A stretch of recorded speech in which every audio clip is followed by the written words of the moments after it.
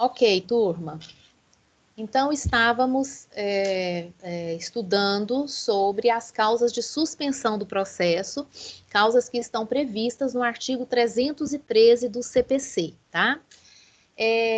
A primeira causa de suspensão do processo que o artigo 313 nos informa é pela morte ou perda da capacidade processual de qualquer das partes, de seu representante legal ou de seu procurador. Então, como eu disse, esse inciso 1, gente, apesar dele ser um inciso, ele tem 3 situações aqui. A primeira situação que ele se refere é a morte da parte, tá? Então, em decorrência da morte de qualquer das partes, vai acontecer a suspensão do processo, tá? Aí, como que vai ser isso? Morrendo o réu, gente, o juiz vai intimar o autor, para que o autor possa proceder com o pedido de citação do espólio de quem for o sucessor, tá? Agora, morrendo o autor, desde que o processo não trate de direito intransmissível, o juiz vai intimar o próprio espólio ou quem seja o sucessor daquele autor, tá? Para vir falar no processo. Agora, uma questão curiosa e importante aqui é o seguinte: nós estamos falando de morte de pessoa natural que esteja ajuizada em algum processo. Agora, a extinção da pessoa jurídica, gente, equivale à morte da pessoa natural ou da pessoa física para fins de suspensão processual? Vocês entenderam isso? Se tem num processo lá uma pessoa jurídica, seja réu, seja autor, mas vamos pensar como réu. E essa pessoa jurídica acontece a extinção dela.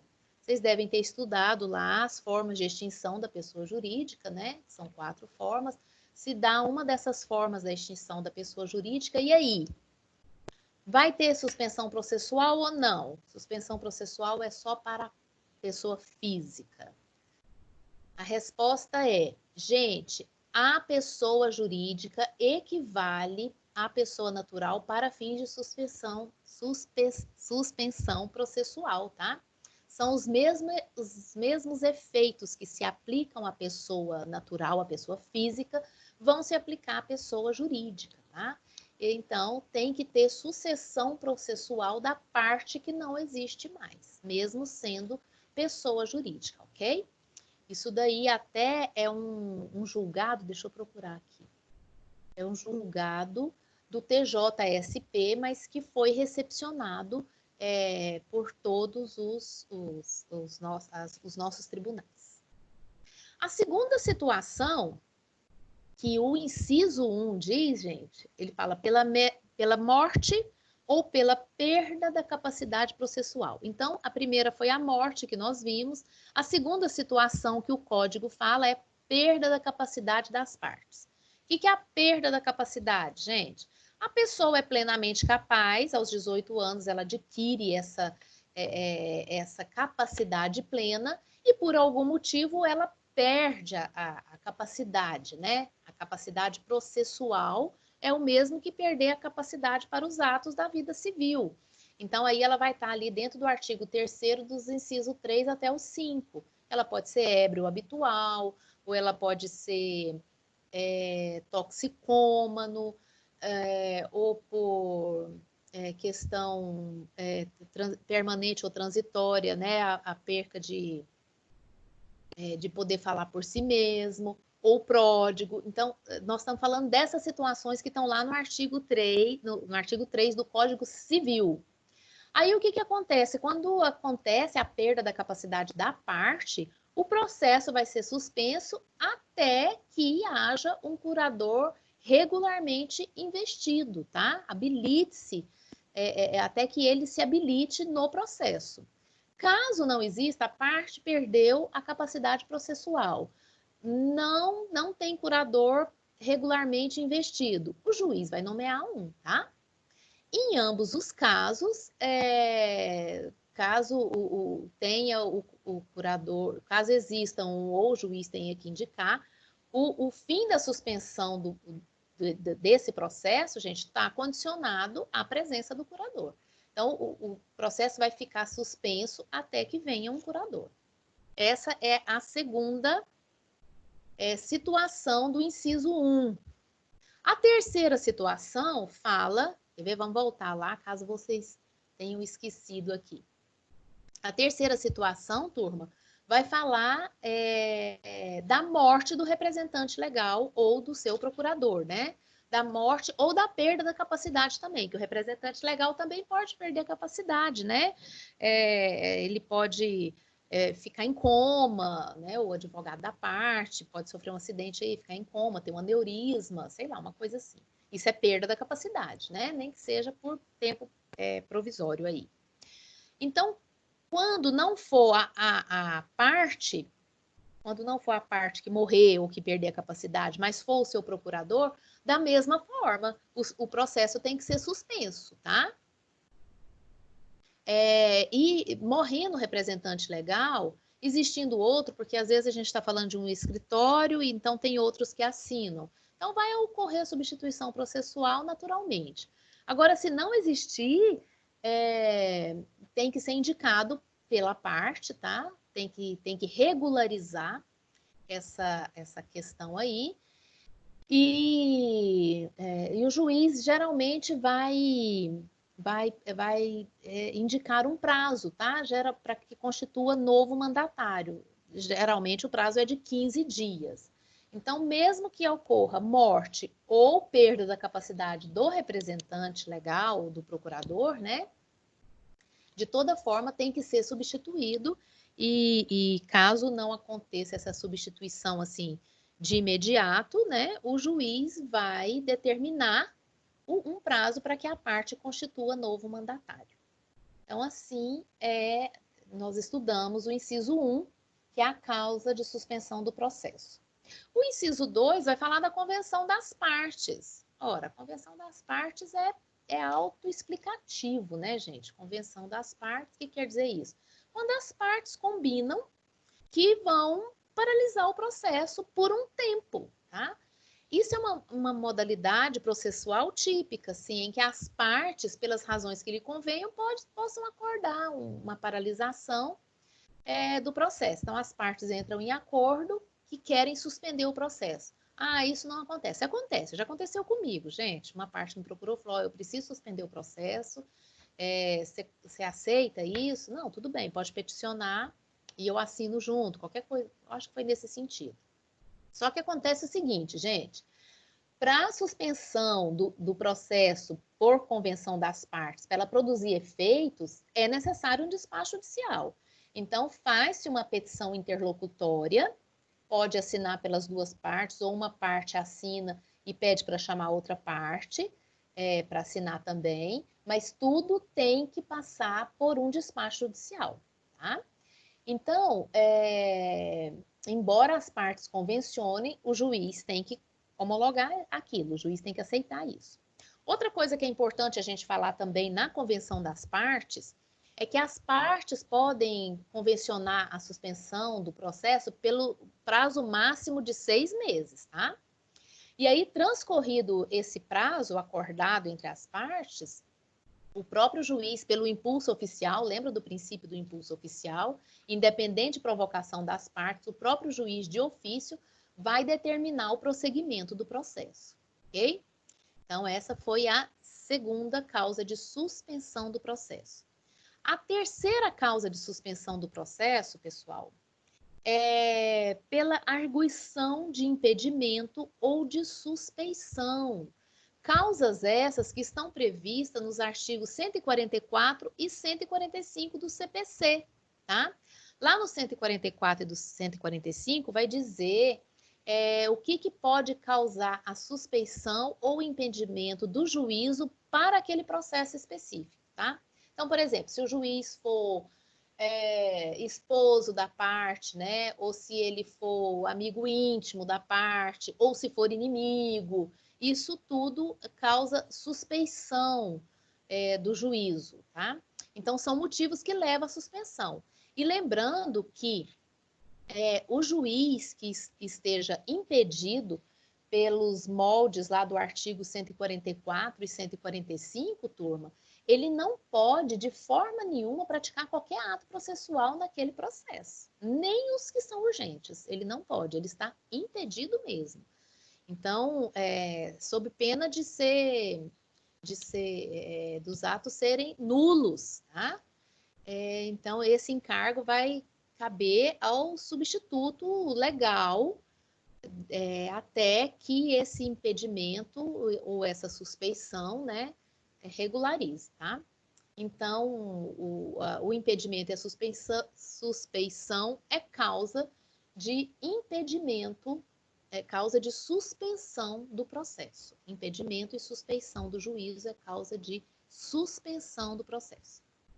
Na sequência, gente, nós temos lá o inciso 4º. O inciso 4º fala de um negócio bem interessante. Olha só, eu não sei se alguém já ouviu falar disso, mas é o incidente de resolução de demandas repetitivas.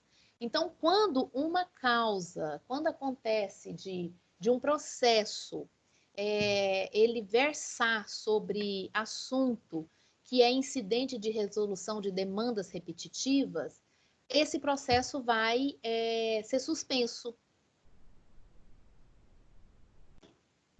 E o que é o incidente de resolução de demanda repetitiva? Então, deixa eu explicar para vocês isso aqui. É uma palavra comprida, mas é tranquilo de entender.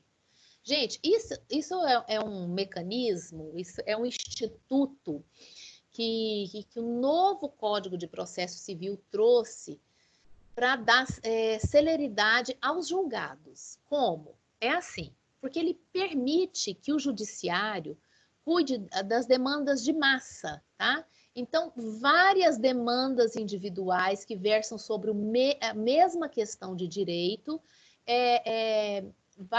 vão ser consideradas, existe um filtro lá no judiciário, que elas vão ser consideradas incidente de resolução de demandas repetitivas. Para que isso, gente? Isso veio como forma de desobstruir o poder judiciário, para dar celeridade, por causa da morosidade. Então, por exemplo, aqui em Anápolis nós temos 6 varas cíveis, aí é distribuído 200 processos com a mesma questão de direito. O que acontece?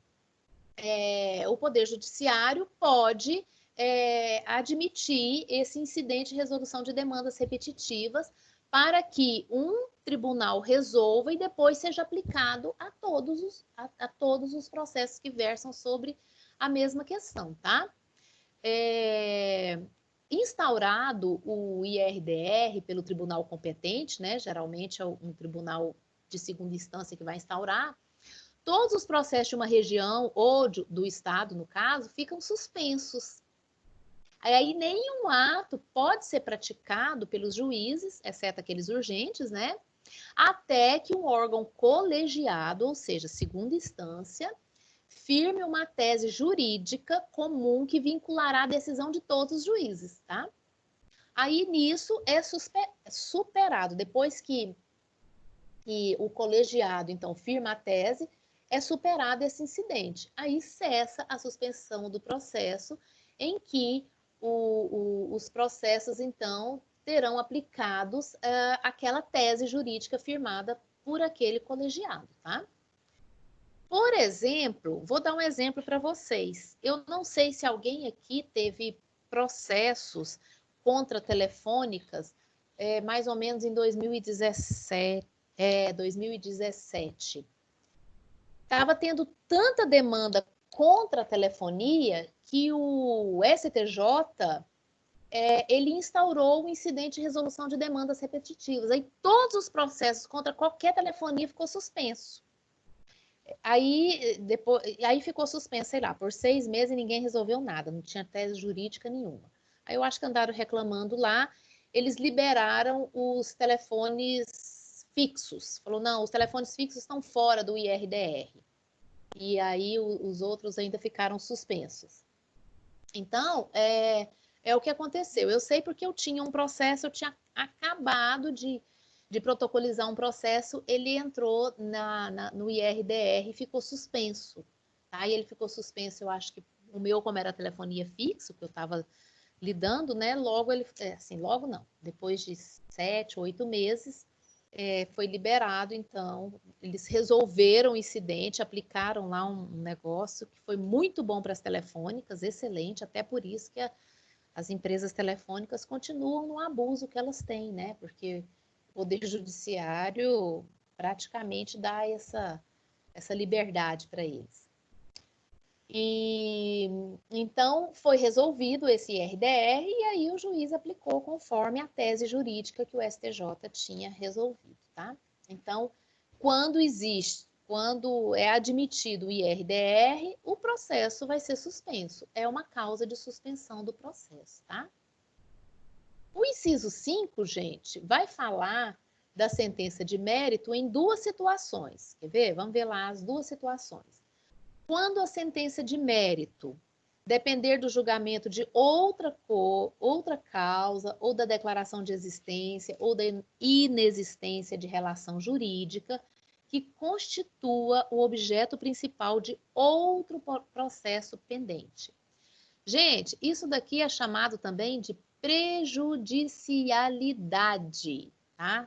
Isso aqui é chamado de suspensão de prejudicialidade, que ocorre quando existe uma questão prejudicial. Essas questões, gente, por serem capazes de influenciar a solução do processo, devem ser resolvidas antes da prolação da sentença. Então, por isso que o processo é suspendido, porque está dependendo de um julgamento de uma outra coisa para que esse seja resolvido, tá? Agora, o fato importante aqui dessa letra A é que essa suspensão de prejudicialidade não pode ser superior ao prazo de 1 ano da causa prejudicada, tá? Sob pena do juiz da causa do processo que está suspenso ter que decidir.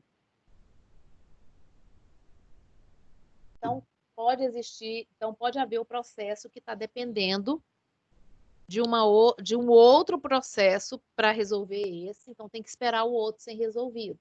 Acontece muito, viu, pessoal? Acontece muito isso. Mais do que a gente imagina. Isso é causa de suspensão de processo. E um outro desabafo aqui, né? A lei das telefonias, apesar de falar que o prazo não pode ser superior a 1 ano, não é muito respeitado isso, não. Tem processo que fica suspenso aí até 2 anos esperando o julgamento da outra causa, porque o juiz se recusa a resolver sem que se resolva a outra causa, tá? É uma pendência que um amarra o outro. A segunda situação aqui, que o próprio código traz, gente, da letra B, é quando a sentença de mérito tiver de ser proferida somente após a verificação de determinado fato ou a produção de certa prova requisitada a outro juízo. Então, esse item aqui, ao contrário do anterior, da letra A, esse aqui não é prejudicial. Por quê? Porque a suspensão do processo ocorre em razão do julgamento estar condicionada à verificação de determinado fato ou de produção de certa prova requisitada por outro juízo. É o que se verifica, por exemplo, com a expedição de uma carta rogatória ou precatória, tá? Então, essa letra B aí, ela não prejudica, por quê? Porque não, espera juntar um exame pericial, espera vir uma carta precatória de um testemunho que está se esperando, mas causa suspensão do processo de toda forma, tá? Então, essa foi a quinta causa do processo, da suspensão do processo. A sexta causa, gente, é o sexto inciso. Não.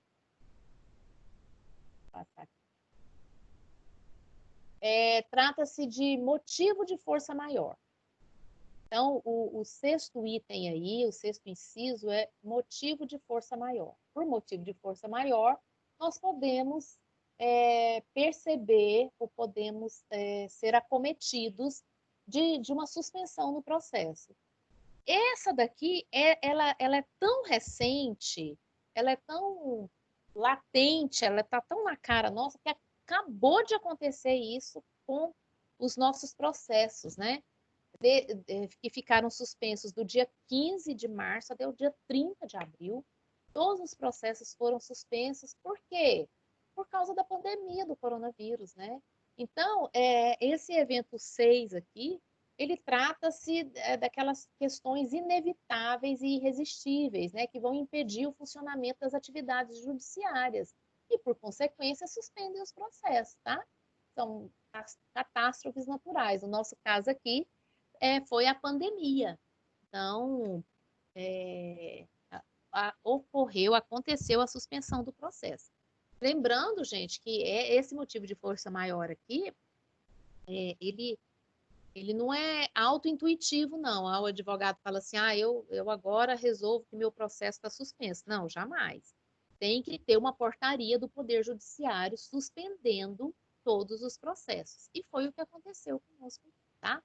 Teve portaria do Poder Judiciário do Estado de Goiás suspendendo os processos. O inciso 7, pessoal, vai tratar, olha só, quando se discutir em juízo questão decorrente de acidentes e fatos da navegação de competência do Tribunal Marítimo. Esse é muito específico, né? Eu achei bem interessante o Código de Processo Civil trazer essa especificidade de suspensão de processo quando a gente está falando de um órgão administrativo. Esse Tribunal Marítimo, gente, é um órgão administrativo auxiliar do Poder Judiciário, inclusive ele está regulamentado por lei própria, tá? E que tem competência para discutir questões decorrentes de acidente ou fato de navegação. Aí as decisões desse tribunal são passíveis de revisão pelo Poder Judiciário. Porém, ele tem eficácia probatória reconhecida pela jurisprudência. O que quer dizer isso? Quer dizer que, ainda que as decisões do Tribunal Marítimo sejam pedidas que sejam revisionadas pelo Poder Judiciário, o Poder Judiciário vai tomar um certo cuidado para revisionar essas decisões. Por quê? Porque esse Tribunal Marítimo traz aspectos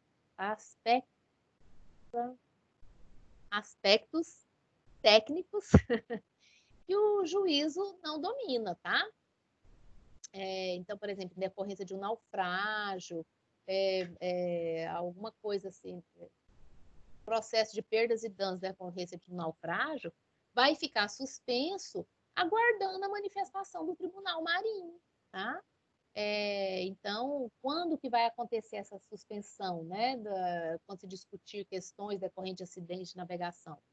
Quando, então, você está lá num processo de indenização por algum motivo lá que aconteceu em rios, lagos, mares, o que acontece? O juízo vai suspender o processo e vai chamar o Tribunal Marinho para se pronunciar sobre isso, tá?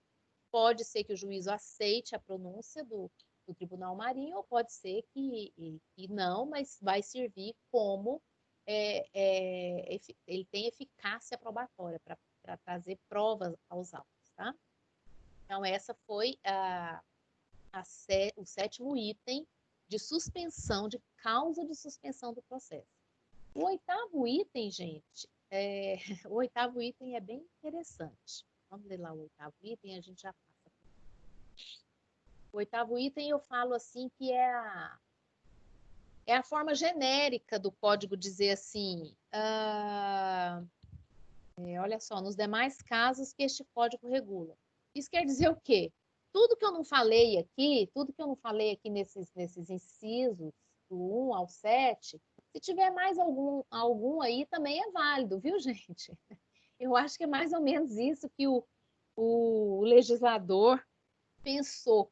Pensou assim, olha, pode ser que eu esqueci alguma causa de suspensão do processo aqui dentro do artigo 313, mas o código pode regular ele especificamente. O que seria um desses casos específicos? Lá no embargos à execução, gente, no artigo 921 do Código de Processo Civil, vai dizer que o embargo à execução suspende o processo. Então, eu estou num processo de execução e apresento o embargo, suspendeu. Por quê? Porque tem que resolver o problema do embargo primeiro, tá? ou uma ação de oposição também, proposta antes do início da audiência de instrução, também vai suspender o processo que teria a instrução. Então, são casos que o Código regulou especificamente e não aqui dentro do artigo 313, tá? Então, esse é o item 8. Professora? Sim. Deixa eu voltar aqui para mim. Pois não. Só uma pequena perguntinha, então, esta disposição, esse dispositivo legal, o artigo 313 do Código de Processo Civil, ele teria um rol meramente exemplificativo, né? Que a senhora está dizendo aqui. Entendi. Exatamente. Ele não é taxativo. Ele não é taxativo por causa do inciso 8. Só não, né? É um motivo bastante, é um motivo suficiente. Tá? Então, ele vem sendo taxativo até o 7º, chega no 8, ele agacha, né? Ele fala, olha, pode ser que existem outros casos que o código vai regular especificamente. Então, aí deixou de ser taxativo. Deixou de ser taxativo, ele é exemplificativo, tá? Entendi, obrigado. O 9 e o 10, gente, são situações análogas, tá? São situações iguais, mas diferentes. Como assim que elas são iguais, mas diferentes, né? Ué, vamos? A 9 fala assim, ó, pelo parto ou pela concessão de adoção, quando a advogada, tá vendo que a gente está falando aqui do sexo feminino, responsável pelo processo, constituir a única patrona da causa. E o 10 fala assim, quando o advogado responsável pelo processo constituir o único patrono da causa e tornar-se pai. Então, aqui a gente está falando daqueles casos de licença maternidade e licença paternidade, tá? É claro que para a mulher o prazo vai ser um e para o homem o prazo vai ser outro. Isso se chama o princípio da isonomia, né, pessoal? Tratar os iguais com igualdade e os desiguais com desigualdade. Então, apesar de que eu não achei muito igual isso, não. Porque o período de suspensão para a mulher é de 30 dias, tá? E se inicia na data do parto ou na data da adoção, e não da data juntada nos autos. Isso é importante para o processo, saber por o processo, viu? Então, assim, o parto foi, sei lá, dia 30, mas ela juntou no processo só dia 20 do mês subsequente. Dançou. Assim, já correu o prazo, tá? Já está correndo o prazo dela. E também, sabe o que é importante? O processo só será suspenso se a advogada tiver dado ciência ao cliente e a prova de comunicação ao cliente for juntada nos autos. Então, assim, é bem burocrático essa licença maternidade da advogada, mas existe essa possibilidade da suspensão do processo. E eu vejo acontecer isso, viu, gente? Eu vejo advogadas lá grávidas e já juntando no processo lá, porque geralmente o parto já é marcado, né? Eu vejo que acontece sim, tá? Mas para o homem também acontece, só que a suspensão é só de 8 dias, contados do nascimento ou da adoção, tá? E não da comprovação nos autos, é contado da certidão de nascimento do menor. E também, por equivalência, tem que ser comunicado previamente ao cliente, tá, turma? Em todos os dois casos, tem que ser comunicado ao cliente sob pena de não ser suspenso o processo e os prazos continuarem correndo normalmente. Certo, turma? Esses são os casos de suspensão do processo. São os casos em que estão elencados estritamente na lei, tá? Embora não estejam apenas no artigo 313, que a gente leu, mas são os casos que estão na lei. Não permite, assim, uma interpretação extensiva fora da previsão legal. Todos os casos serão previsão legal.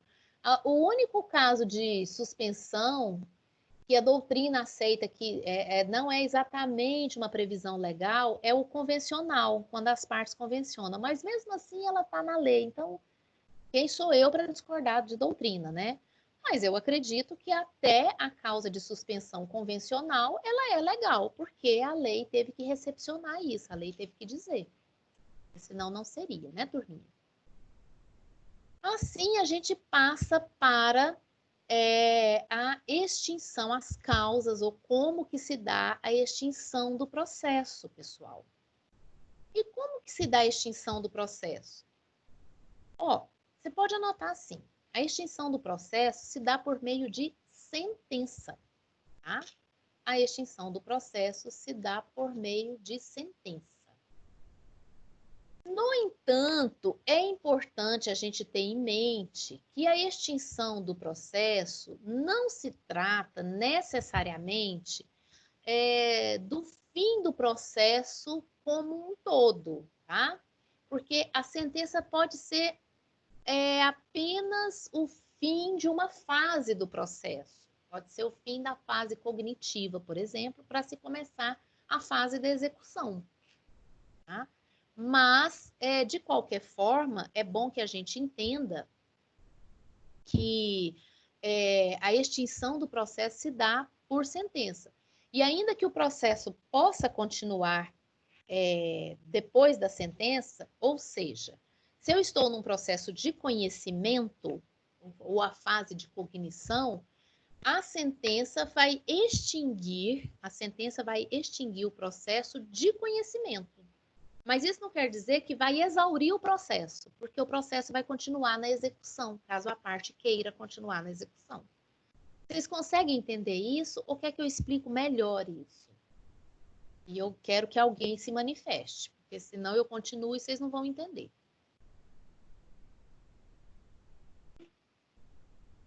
Olha só, vou explicar de novo. A extinção do processo, turma, se dá pela sentença. Não temos dúvidas disso, tá? Então, a sentença é que vai por fim a uma fase processual. É melhor a gente falar assim. Por quê? Porque se eu estiver num processo de conhecimento, o que é o processo de conhecimento? É o autor entrar com pedido, chamar a parte contrária e o juiz vai reconhecer se aquele pedido é procedente ou não. O juiz reconhecendo o pedido procedente, vamos pensar na parte vitoriosa, é a parte de conhecimento, então, daquele direito ser reconhecida e sentenciada por um juízo. Então, a sentença vai por fim à fase de conhecimento de quem que é o direito naquele processo. Depois de verificado o direito, o conhecido ou reconhecido direito para aquela parte, então começa-se a execução da sentença. Se for, vamos pensar que é uma ação de perdas e danos, né, de indenização. Então, depois que o juiz prolatar a sentença dizendo de quem é o direito e de quanto que ele tem direito, fecha a parte de conhecimento, a parte de cognição, e começa a de execução, ou seja, a parte de receber mesmo. E até então a parte de conhecimento é só de dizer de quem é o direito. Depois que você diz de quem é o direito, você parte para a parte prática de receber o valor que aquele direito tem. Seria mais ou menos assim, tá? Então, a sentença é o meio por qual se dá a extinção do processo. E lá no artigo 203, parágrafo 1º, que é esse que eu projetei para vocês, né? O que fala esse artigo? Esse artigo vai dizer assim, ó, que sentença é o pronunciamento por meio do qual o juiz, com fundamento nos artigos 485 e 487, põe fim à fase cognitiva do procedimento comum, bem como extingue a execução. Então, a sentença, ou a sentença que vai extinguir o processo, ele vai pôr fim ao procedimento comum, a fase cognitiva, e vai extinguir a execução. Quando se tem sentença da execução, aí sim extingue o processo, tá? O que é importante da gente saber aqui? Que existem dois tipos de sentenças, turma. Existem dois tipos de sentença. A sentença terminativa e a sentença definitiva. Então, vamos entender o que é a sentença o que é uma sentença terminativa e o que é uma sentença definitiva. A sentença terminativa vai terminar o processo, mas sem resolver o mérito dele. Como que funciona isso, pessoal? Como assim você extingue um processo? Como que vai ter uma sentença para encerrar um processo, mas sem resolver o mérito, sem resolver o assunto daquele processo? Pode acontecer. Aliás, acontece muito. Ontem mesmo eu peguei, eu acho que 5 processos meus sem resolução de mérito, né? Por quê? Primeiro tem que ser dentro das causas que o CPC disser, mas vamos entender primeiro isso. O que é sentença terminativa? Quem quiser anotar, anota assim. A sentença terminativa extingue o processo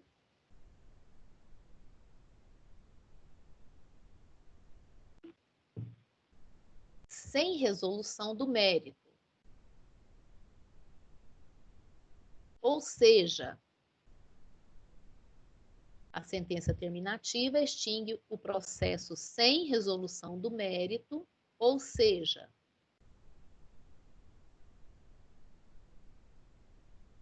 a relação processual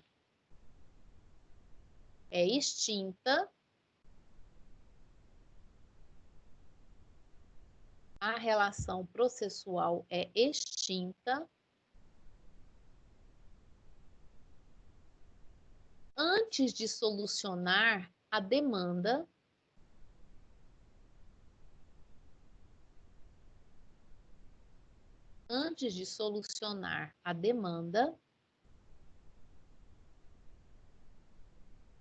que foi submetida ao judiciário, antes de solucionar a demanda que foi submetida ao judiciário,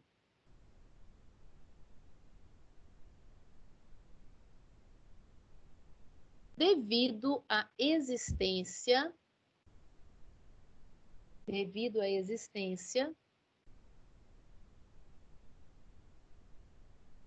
de um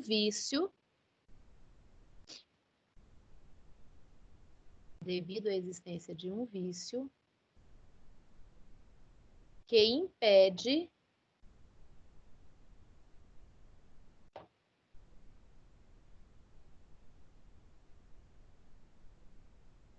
o regular prosseguimento do feito. Devido à existência de um vício que impede o regular prosseguimento do feito.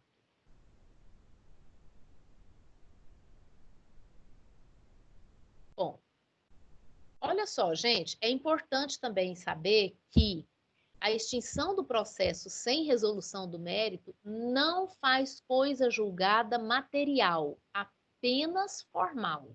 O que é isso? Não fazer coisa julgada material, gente, quer dizer que não impede a propositura de nova demanda com o mesmo assunto. Por quê? Porque a sentença foi apenas para cumprir uma formalidade da lei. Como tem vício naquele processo que não foi sanado, então tem que extinguir o processo. Por exemplo, sabe um vício e uma extinção que acontece, de processo que acontece com muita regularidade? Quando a parte autora, principalmente a parte autora, abandona a causa por mais de 30 dias. O juiz chama a parte para fazer algum ato, a parte fica inerte e por mais de 30 dias ela fica inerte. O Código de Processo Civil, lá no artigo 300, lá no artigo, não é 330 não, 485, vai dizer que isso é causa de extinção do processo sem resolução do mérito. Ou seja, juiz, atenda à formalidade da lei, extinga esse processo, torna ele extinto tá? Mas sem resolver a questão material, a questão da demanda mesmo. Apenas para você atender uma formalidade pode extinguir esse processo. Então, o processo por resolução, o processo que é extinto sem resolução de mérito, ele não faz coisa julgada material. Anota isso. Processo extinto sem resolução de mérito não faz coisa julgada material. Tá? Isso quer dizer que a parte pode entrar com nova ação posteriormente? Pode. Pode entrar com nova ação posteriormente, tá? Quais são as hipóteses de extinção do processo sem resolução de mérito, gente? Em que o juiz, então, vai proferir uma sentença terminativa. A sentença terminativa, então, é para terminar aquele processo sem resolver ele. Então, um dos casos, são 10, tá? São 10 incisos lá, mas eu não vou falar os principais aqui para vocês. Um dos casos é quando a petição inicial está errada e a parte não emenda a petição inicial. Quando a petição inicial está faltando alguma coisa, nos casos previstos lá no artigo 330, e a parte não emenda, pode extinguir sem resolução do mérito. O processo ficar parado por mais de um ano por inércia ou negligência das partes. Então, o juiz determinou algum ato processual para qualquer uma das partes ou para as duas partes, e as duas partes ficam inertes. Vai haver extinção do processo sem resolução do mérito. Outra coisa é quando o autor abandona a causa por mais de 30 dias, tá? Então, o juiz manda o autor promover algum ato lá e o autor fica parado, não promove esse ato por mais de 30 dias, aquilo que é incumbido a ele fazer, vai acontecer a extinção do processo sem resolução do mérito. Sabe outra coisa que extingue o processo sem resolução do mérito? As condições da ação. Lembra que a gente estudou lá nas aulas passadas? Então, o juiz verificou que não estão presentes as condições da ação, legitimidade e interesse processual, não vai extinguir o processo sem resolução do mérito, tá?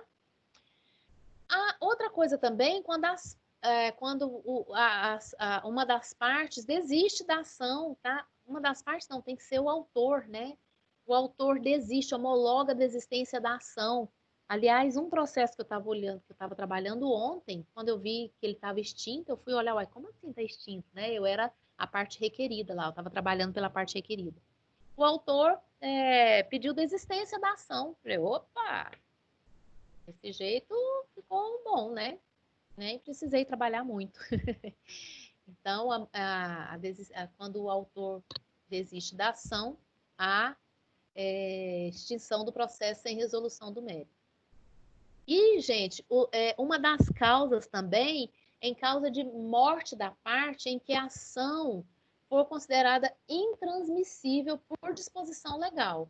Então, se houver possibilidade de transmitir aos herdeiros, é só causa de suspensão. Ou se por disposição legal disser que a morte da parte vai extinguir o processo, então vai extinguir sem resolução do mérito, tá? Essas foram as causas, assim, principais que eu achei para falar das hipóteses da sentença terminativa, ou da sentença que extingue o processo sem resolução do mérito. Outra coisa que é importante eu dizer, gente, que a sentença terminativa não é a regra para o processo, tá? Não é a nossa regra processual. É uma medida excepcional. A regra é a sentença definitiva, a sentença que vai extinguir o processo com a resolução do mérito, porque a parte adentra ao judiciário interessada em resolver a questão dela, né? Vai submeter uma questão lá para ser decidida. Então, a regra é que a sentença tenha resolução de mérito. Por isso que a terminativa é uma medida excepcional, tá? E sempre antes de proferir a sentença terminativa, o juiz vai ainda dar uma outra oportunidade para que o vício seja sanado. Então, por exemplo, o processo já tem lá um ano que está parado. O juiz chama a ordem o processo, ele convoca as partes de novo. E aí fala, ó, chama as partes para manifestar no processo no prazo de 15 dias, sob pena de extinção do processo. Ele ainda fala mais uma vez. As partes mantiveram inerte, aí sim vai ser uma sentença terminativa, certo? Então, essa é a sentença terminativa que vai extinguir o processo sem resolução do mérito, cujas hipóteses estão lá no artigo 485 do CPC. E aí, Matheus, essas hipóteses são taxativas, tá? Já a sentença definitiva, turma, é quando o juiz vai extinguir o processo, mas com resolução do mérito, ou seja, ele vai proferir uma definição sobre a demanda, sobre o que foi levado ao juízo. Então, aí, nesse caso, ele vai resolver o mérito, tá? E quando que acontece isso? Aí lá no artigo 487 também, nós vamos ter 3 incisos das hipóteses da resolução do mérito que o juiz deve de atentar. O inciso 1 do 487 vai dizer assim, gente, quando o juiz acolher ou rejeitar os pedidos formulados pelo autor da ação ou da reconvenção, julgando procedente ou improcedente. Bom, então essa aqui é a forma mais básica que nós temos da resolução do mérito, né? Então o juiz vai acolher ou vai rejeitar os pedidos que foram formulados pelo autor, ou pela reconvenção, ou pelo réu, e vai julgar procedente ou improcedente. Então essa é a regra geral, é a forma básica da sentença definitiva com resolução do mérito. Ele vai resolver o mérito verificando tudo que tem ali no processo. Né? Vai fazer uma geral no processo e vai verificar e vai resolver. Então, essa é uma hipótese. Quando haverá a resolução do mérito? Quando o juiz acolher ou rejeitar os pedidos das partes. Né? A segunda hipótese, quando o juiz de ofício decidir sobre a existência de prescrição e decadência. Tá, gente? Então, é interessante isso. A prescrição e a decadência resolve o processo com resolução de mérito. Extingue o processo com resolução de mérito. Grava isso, turma. A prescrição ou a decadência vai extinguir o processo e com resolução de mérito, ou seja, a parte não pode entrar novamente com aquele mesmo pedido. Por quê? Porque houve prescrição ou houve decadência, tá? Então, é uma questão super interessante de resolução de mérito e que tem que ser atentada. Aconteceu isso comigo já. Né? Eu acho que eu já até contei aqui para vocês. Não, eu contei foi em outra aula. Contei na aula que eu estava dando sobre prescrição e decadência. Uma parte me procurou, deixa eu contar isso aqui para vocês. A parte me procurou, ela tinha uma nota promissória. E aí queria executar a nota. Beleza, vamos executar. Nem prestei atenção na data da nota promissória, gente. E a nota promissória, ela prescreve em 3 anos. E já tinha mais de 3 anos a nota promissória. Só que eu não vi isso. A parte foi revel, ela não se atentou, o juiz não viu, o juiz da causa não viu que tinha prescrição. Porque se o juiz vê que existe a prescrição, gente, ele já sentencia, né? Com resolução de mérito, acabando com aquilo, ó. Está prescrito, infelizmente, senhora, não existe mais a possibilidade de você pretender receber essa dívida. O direito ainda existe, mas a pretensão já morreu, né? O juiz não viu. Sabe o que aconteceu? Aí deu ganho de causa para mim. Ótimo, para minha cliente, né? Aí a parte, quando viu aquilo, acho que ficou desesperada e viu que tinha prescrição no título, entrou com recurso alegando prescrição. Olha que bacana, achei super joia, né? E aí não deu outra. Prescrito o título, sem dúvida, não teve lá formas de se receber, né? Então, mas foi uma sentença. Aí a sentença já não foi sentença, já foi um julgado das turmas, do colegiado, extinguindo o processo com resolução de mérito por causa de haver prescrição no título executivo, tá?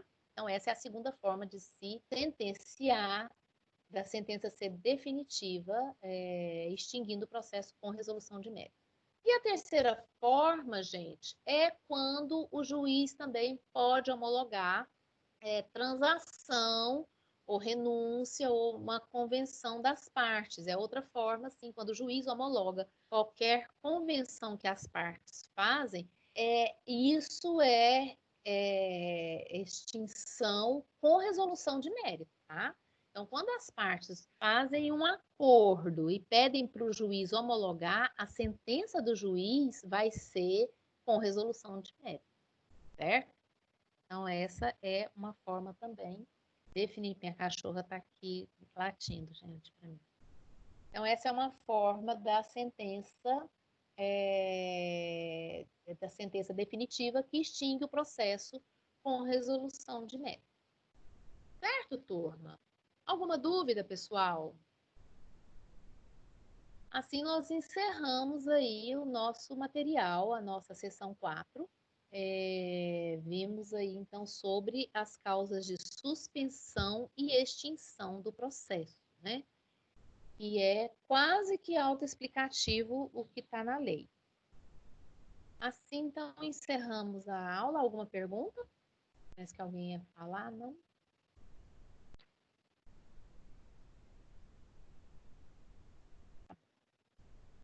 Encerramos a nossa aula, então. Vou passar o link da atividade na próxima semana, tá? Para a Arlete, ou para o Pedro, ou para os dois, com as orientações. E aí a gente se encontra, então, só dia 18 para a nossa prova final. Ok, turma? Obrigada por vocês estarem conosco aqui nesse semestre, durante esse período diferente. Quero agradecer a presença de vocês, que foram guerreiros, que não desistiram e lutaram contra as circunstâncias, as dificuldades do momento. Foi difícil para vocês, mas pode ter certeza que foi para nós, professores, também. É um momento estranho, diferente, mas que a gente tem vencido, né? Dia após dia. Vamos ficar com esse pensamento, que, aliás, é um pensamento cristão que o Evangelho de Jesus nos traz, né? Basta cada dia o seu mal. Vamos viver um dia depois do outro. E assim a gente vai vencendo muitos dias. Obrigada pela presença de vocês, obrigada pela paciência. Estou à disposição no e-mail. Ou alguma coisa que vocês quiserem passar para a Arlete, ela pode passar pelo meu telefone particular também. E estou à disposição de vocês, ok? Um grande abraço a todos. Bom final de semana. Boa noite, professora. Bom final de semana. Boa noite, bom final de semana.